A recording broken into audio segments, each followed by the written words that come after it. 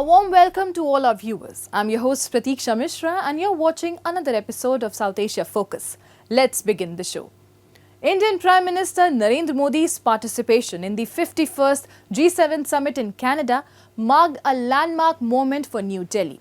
Against the backdrop of escalating global tensions from Middle East conflicts to US-China trade disputes, India's invitation highlighted its rising geopolitical significance.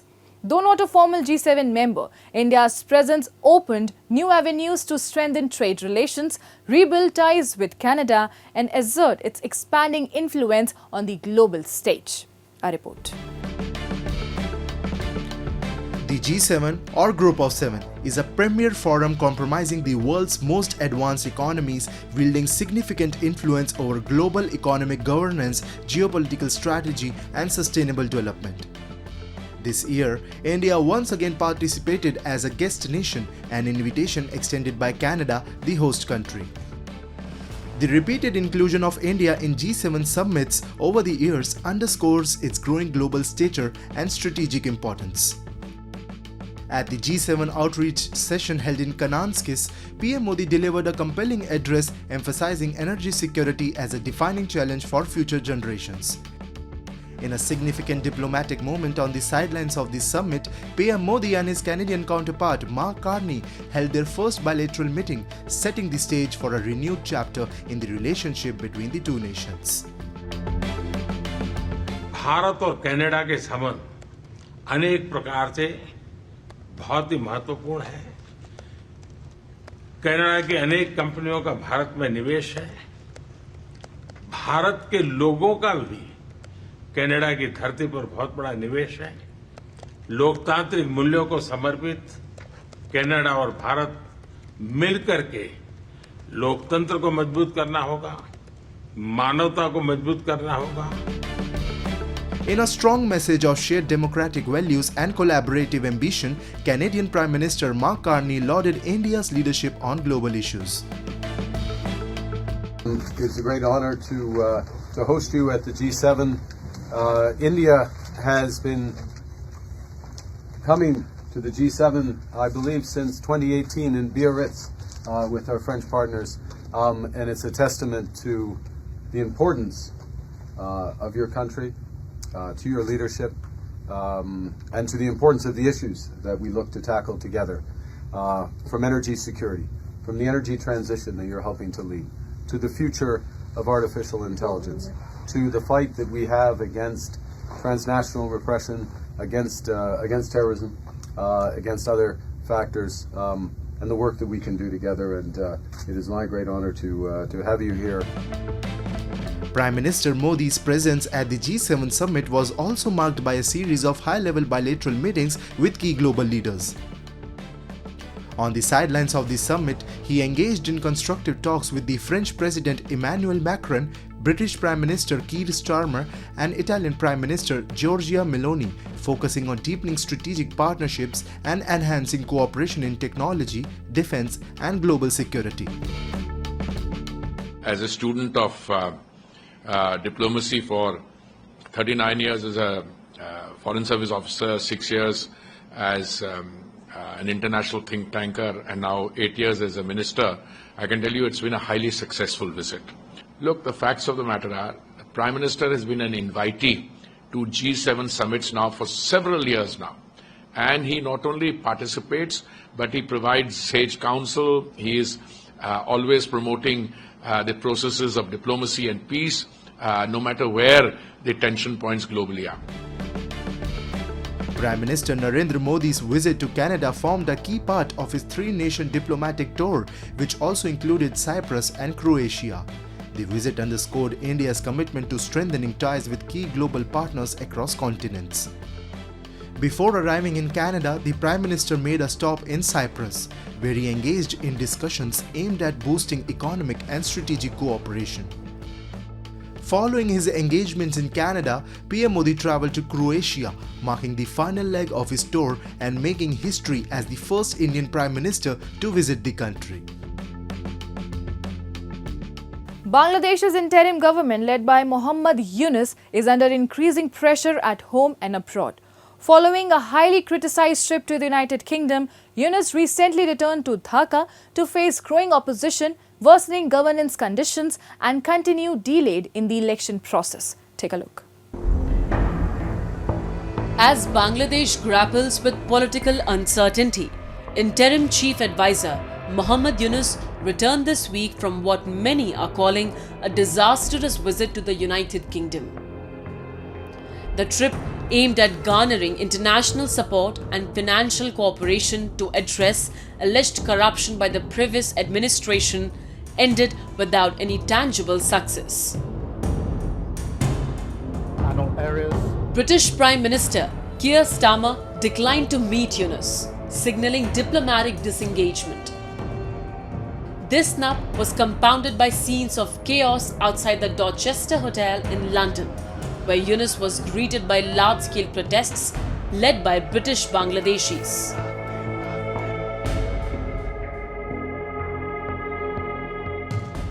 Today, Professor Dr. Mohammad Yunus of the interim government came to London, and when he arrived at his hotel, the Dorchester, at 7:30 in the morning, there were more than 1,000 protesters who were comprising from all different walks of life from the Bangladeshi diaspora here in the UK, including Hindus, Muslims, Christians, Buddhists, atheists, members of the third gender, the LGBT community. So everybody in one voice, they raised the secularism demand regardless of their color, creed or religion, and everybody was very angry and very furious. Back in Dhaka, criticism of the interim administration continues to grow. Yunus' government, formed in the wake of Sheikh Hasina's departure, has been accused of failing to maintain law and order and reneging on its promises of fair and inclusive elections. Moreover, human rights groups have flagged increasing cases of unlawful detentions, suppression of press freedoms, and worsening conditions for women and minorities. His administration has clearly failed to not only maintain law and order, they have backtracked on the promise to create the very free and fair, inclusive elections in Bangladesh. That date has been slipping.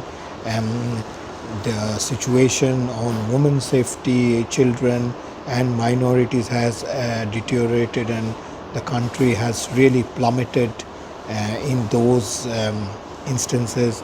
Unlawful arrests of journalists. It is also reported almost 100 MPs from the previous government are now in custody on fake or bogus cases, which appears not to have gone through due process when they were arrested. Further complicating matters, Yunus has now alienated even his initial political supporters. The hardline Jamaat-e-Islami and the newly formed National Citizen Party, both of whom backed the original plan to hold elections in April, have accused him of political bias. Their anger comes after Yunus and the opposition Bangladesh Nationalist Party reportedly reached a preliminary deal to move elections forward to February, prompting accusations of partisanship and betrayal. As Bangladesh slips deeper into political turmoil, the international community watches with growing concern. What began as a promise of reform has turned into a cloud of confusion, delayed elections, and mounting civil unrest. With institutions weakened and public trust eroding by the day, the path forward remains uncertain. For millions of Bangladeshis at home and abroad, the question now is not just when democracy will return, but if it ever truly will.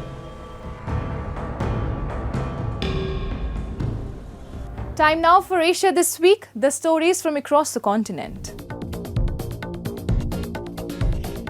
Indonesian President Prabowo Subianto held talks with President Vladimir Putin in the northern Russian city of St. Petersburg on Thursday, after which the duo signed a declaration on a strategic partnership between the two nations. Prabowo thanked Putin for his support over Indonesia's entry to BRICS and said that ties between the two countries were improving.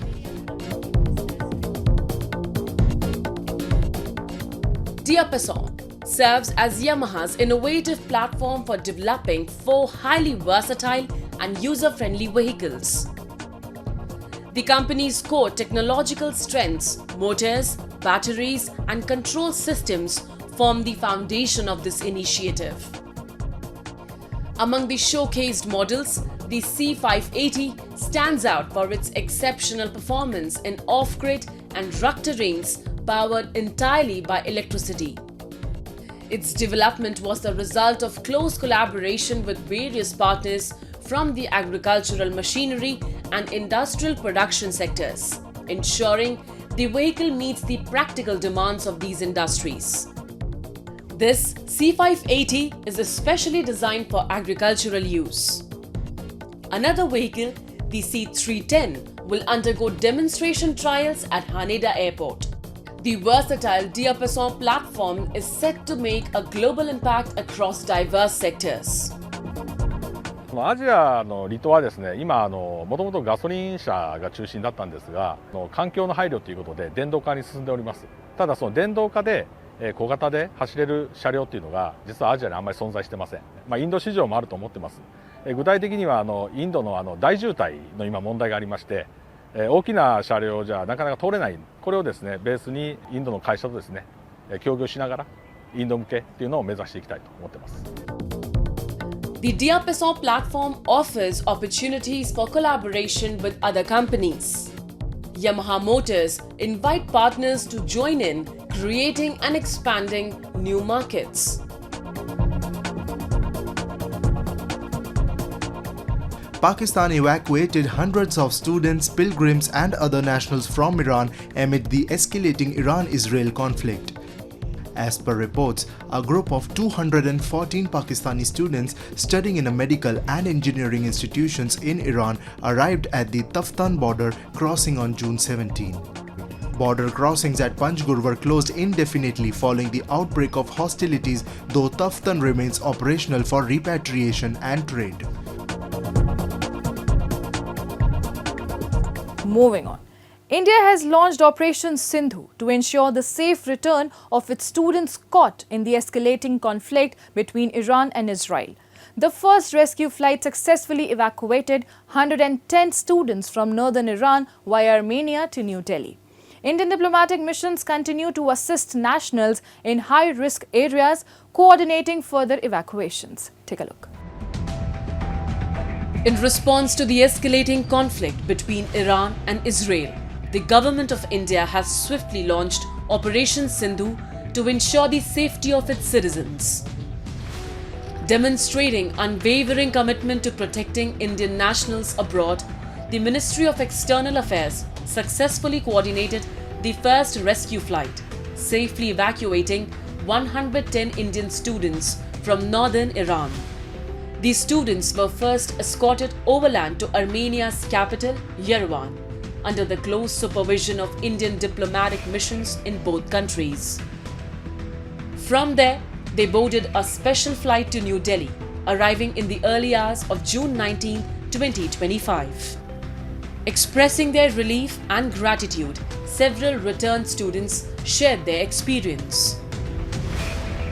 बहुत खुश हूँ खुशी बयान नहीं कर सकता अपने घर वालों को देखने के लिए खुशी जो है बहुत ज़्यादा है भारत आ गए बहुत खुशी है हम गवर्नमेंट ऑफ इंडिया के बहुत शुक्रगुजार है पर्टिकुलरली हम मिनिस्ट्री ऑफ फॉरेन अफेयर्स के कि उन्होंने हमें फास्ट ट्रैक बेसिस पे इंडिया वापस लाया As the conflict continues, Indian missions remain vigilant, helping nationals move from high-risk zones to safer locations and arranging further evacuations as needed.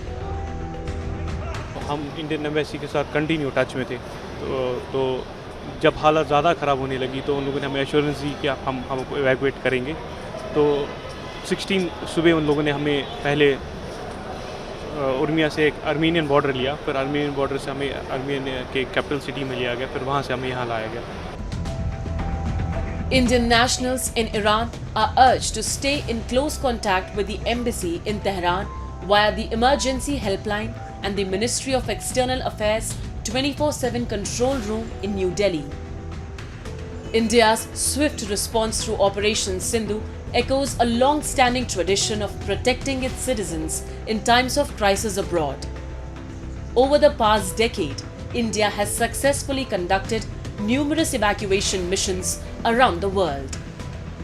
In 2015, during the Yemeni civil war, India launched Operation Rahat, evacuating over 4,600 Indian nationals and foreign nationals alike from the war-torn country under perilous conditions. Similarly, in 2021, amid the Afghanistan crisis, India evacuated its citizens and diplomats as the situation rapidly deteriorated, showcasing India's readiness to act even in challenging geopolitical landscapes.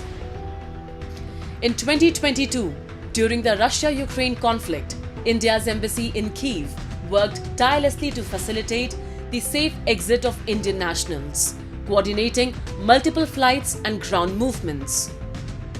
Operation Sindhu stands as the latest example of this commitment, a clear message that India will always prioritize the safety and security of its citizens, no matter where they are in the world. In the bustling heart of Hyderabad, where history and modernity often walk hand in hand, lies a story that began over 7 decades ago, with a dream carried across borders and a recipe passed down through generations. Today, we step into the world of Karachi Bakery, a place where every biscuit tells a story of resilience, every cake celebrates a moment, and every bite carries the flavor of legacy. In 1947, as India was being reshaped by the partition, one man arrived in the Deccan Plateau with nothing but his passion and knowledge of baking. His name was Kanchand Ramnani, a Sindhi migrant from Karachi. Hyderabad embraced him warmly. With skillful hands and a dream in his heart, he began baking fruit biscuits that would soon become a household name, and thus Karachi Bakery was born in 1953. From a modest shop to a global presence, Karachi Bakery's journey is a tribute to tradition, taste and intensity. Its iconic fruit biscuits now travel the world. 70 years later, the spirit of Karachi Bakery thrives stronger than ever. In the heart of Hyderabad's modern marvel, high-tech city, stands a new-age outlet where legacy meets lifestyle. ये अपना 1953 में launching हुआ है. हमारा owner का नाम है कांचंद रमनानी है. वो लॉन्चिंग किए हुआ है. ये अभी जब से अभी तक चलते जा रहा है. और उसके बाद अपना कराची का फेमस बिस्किट है, फ्रूट बिस्किट, उस्मानिया बिस्किट है, कैशू बिस्किट है, बादाम पिस्ता बिस्किट, जब कई बिस्किट आए उसके बाद ये पूरे सारे वेराइटीज़ है पूरा बिस्किट्स के जो पीछे लगा हुआ है. In Hyderabad, Karachi Bakery is not just a store, it's a part of people's daily lives and sweet memories. From some, it's a pit stop after work. For others, a taste of nostalgia. So people usually prefer the fruit biscuits over here, but personally I like the Osmania one. I like the sweet and salty flavor over here. So like whenever I am in this part of the town, I just grab like 5-10 minutes to take a quick bite in their cafeteria and take the Osmania biscuits as well. For others, Karachi Bakery is where celebrations begin, with cakes that have become tradition in their own right. One of the most favorite cakes that we use from Karachi Bakery is the chocolate truffle. It has been our go-to birthday cakes for all our friends and family. I think that's one of their top selling product. And we also like the fruit biscuits of Karachi Bakery. Whenever I come to Karachi Bakery, I always try to convince my dad to buy me a maska bun. So mostly I eat maska bun in the evening with my parents with a sip of chai or coffee. It attracts me a lot, especially the butteriness and the creaminess of the maska bun. So it's a highly recommended place, and if you guys ever come to Karachi Bakery, a maska bun is always a try. Apart from its roots in Hyderabad, Karachi Bakery has grown to serve Bangalore, Chennai and Delhi with a selection of its products reaching tables around the world. From fruit biscuits to musk buns, from partition era origins to global reach, Karachi Bakery has become more than just a bakery. It's a symbol of resilience, culture and flavor that brings generations together. In a world that's constantly changing, some tastes, some stories are simply timeless. With every creation, Karachi Bakery honors its roots and sweetens the legacy it carries forward. And with that, we come to the end of this week's episode. See you next week. Till then, goodbye and take care.